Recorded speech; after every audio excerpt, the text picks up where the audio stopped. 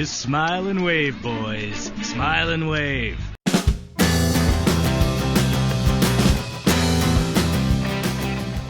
Hello everybody, welcome back to the channel. Welcome to the channel if this is your first time.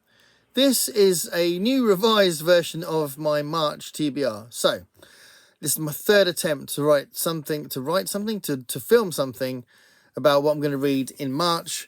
And the first two attempts were pretty strict TBRs, and I realised this is not what I should be doing now.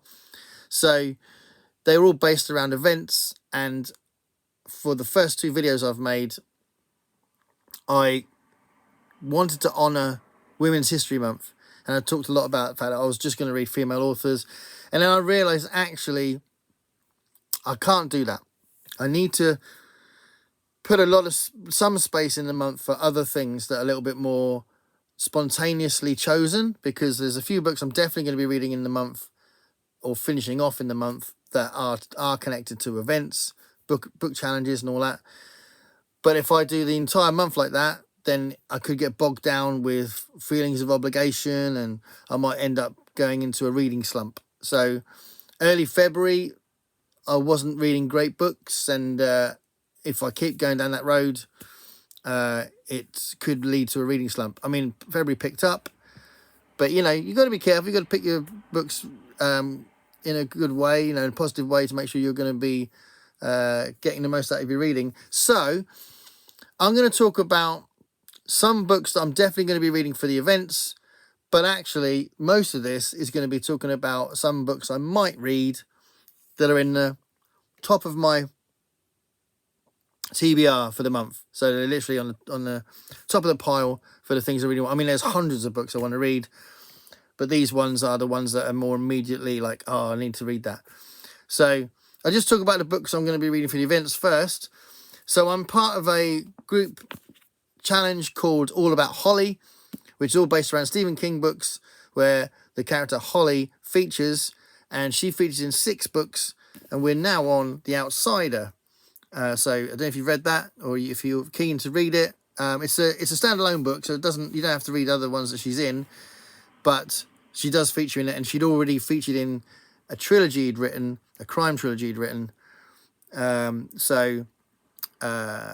She's now in this one as well. So this is the next one. This is the 4th book in the All About Holly event, and so I'll definitely be reading that. I'll also be reading Children of Men, and that's part of a Voxer group I'm in called the End of the World Book Club, where we've already read 1984, and we read by Zamyatin, and now we're going to read Children of Men. I think after that we're going to read Brave New World as well. But we're reading Children of Men first, and P.D. James is mostly known for her crime books, and I think this is a little bit different in her bibliography, but I have to say I have seen the film, and I absolutely love the film. It's one of my favourite films. So, yeah, we'll see what I think about the book, but I'm looking forward to it. So I'll definitely be reading Children of Men.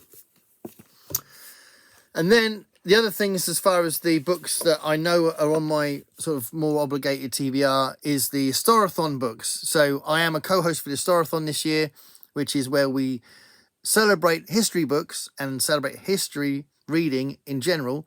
And it's an awesome event, and we split the year into 4 quarters, and March brings us to the end of the first quarter, which is where we read stuff about the period from prehistory to the year 500.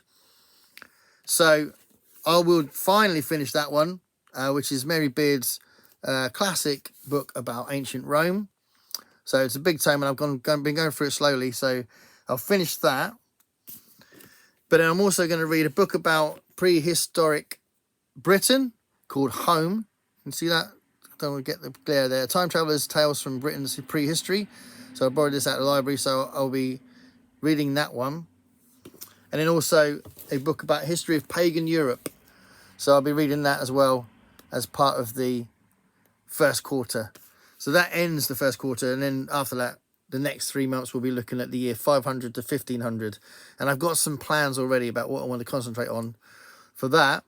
So those are the event-based books I'll be reading. But then there's a bunch of other stuff that I wanted to throw at you, which is like a general selection of books that I will pick from for the rest of the month. So tell me what you think of these, and I will definitely read some of these books. I clearly can't read all of them because there's tons, but there we go. So I'm part of a project about reading banned books at the moment, so I'll just go through a few of those that are potential ones. So I Know Why the Caged Bird Sings by Maya Angelou, which I have read before, but it's a long time ago. So I could read that. I'm definitely going to read it at some point this year, but I could read that. Equally, I could read The Perks of Being a Wallflower, which was the book that spurred MJ on to create the event in the first place. So I could read that. I don't know much about it, so that would be... I'm deliberately going in blind on that one.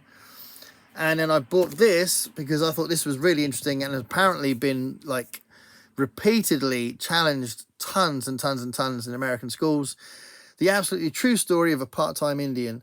So this is a book written by a Native American about being Native American, and I definitely want to read this. So I could read that in March as well. So those are 3 banned books. But then I could read Sayaka Murata's Earthlings, which I've heard of bits about, and I've kind of tentatively started this about 18 months ago. I didn't get very far, but I could read this again. I am definitely tempted. I could go for the second book in the Edgar Rice Burroughs Barsoom series, because I really like the first one, Princess of Mars, so I could read Gods of Mars. I could read a John Steinbeck book that I've had on my TBR for a long time, and I absolutely love Cannery Row, so I'd like to read this, which is in the same town or the same characters, that kind of thing. It's like a follow-up, I think. Sweet Thursday, so I definitely want to read that. I love that version of Sweet Thursday, so I could read that. I could read Kindred. That's been banned as well. So Octavia Butler, that could be part of my banned books thing. I haven't read this yet, so I could read Kindred. Going into the horror genre for a moment. There's Robert McCammon's Baal. So I've just bought this, and I got very excited about finding it. Could read this. It'll be my first Robert McCammon book, but I could read that. I've had this for a while, and I really want to read it. Headful of Ghosts, Paul Tremblay. I really want to read this, so I could read that. I'm very, very tempted. So, yeah, tell me if you've read this. What do you think? But I definitely want to read Headful of Ghosts. And I've just bought Jeff Noon's Vert, and I was very excited to find it, and I thought, yeah, let's go for it. I still left a sticker on it, actually. But anyway, have you read this? Tell me what you think. I really want to read that. Could read that in March. This is not necessarily, this has been in the back of my shelves, but I really do want to read this. Earth Abides by George R. Stewart. I've heard a lot about the book, and I think it's heavier than a lot of these books, but yeah, I could read that. Again, it's on my immediate TBR. I really want to read it. Another one that's pretty big and a bit of an investment, but I like the first book I read by him, NOS Fatu by Joe Hill. Could read that, Stephen King's son. I definitely want to read it, so I could read that, but it's a bit of a hefty one. How many pages? Oh, blimey, it's written very small. It's almost 700 pages. Again, an author that I've absolutely loved. The first book, this is the second one I bought, S.A. Cosby. Could read Blacktop Wasteland. Really want to read that. So that's very likely to be on the TBR. Could finally read Tarzan. That's been like, I keep looking at it. I'm almost there. I've almost picked it up. Tarzan of the Apes by Edgar Rice Burroughs, the first one. I've now bought Birdman. So this is, I deliberately got this as a bit of a challenge because I'm a little bit curious to see how desensitized I've become, because this is apparently really tough going as far as how graphic it is and how horrific it is. So I'm going to read this because I'm wondering whether I am affected by that or not, and what I just think of it in general. So Mo Hayder's Birdman, apparently a really, really, really hardcore crime book. So there's that one. And then a couple more that I could read. I've had this for a while. This was something I found out about because of Willow. Used to be called Books and Bow, but they've changed the name of the channel. And Willow reads books, possibly. But anyway, I've had that since Willow reviewed it, and that was a while back now. So I need to get to it because it's something that I might really like. But I've got to have a lot of headspace for this one, I think, because I think it's a little bit more cryptic the way it's written. But there is that. And then one last one, which is a really bizarre find. But Spider Robinson, who has a reputation for being compared to Robert Heinlein. I'm not a massive Robert Heinlein fan, but being compared to Robert Heinlein. And I liked the first book I read by him.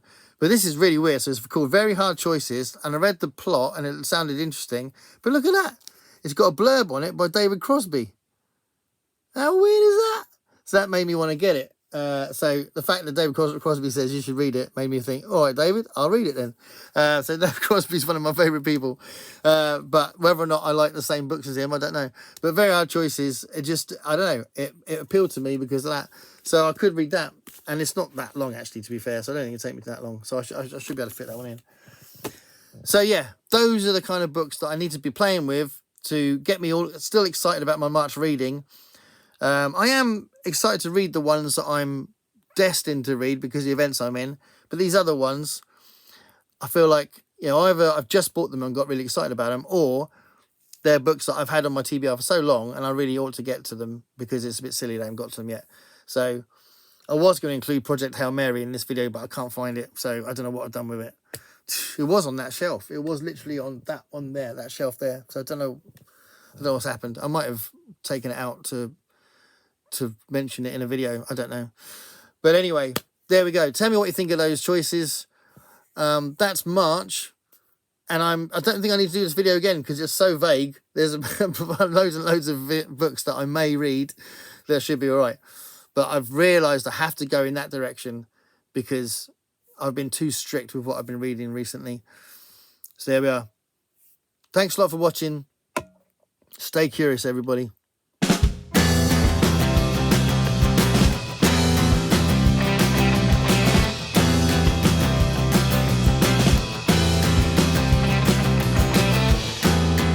Paint me a picture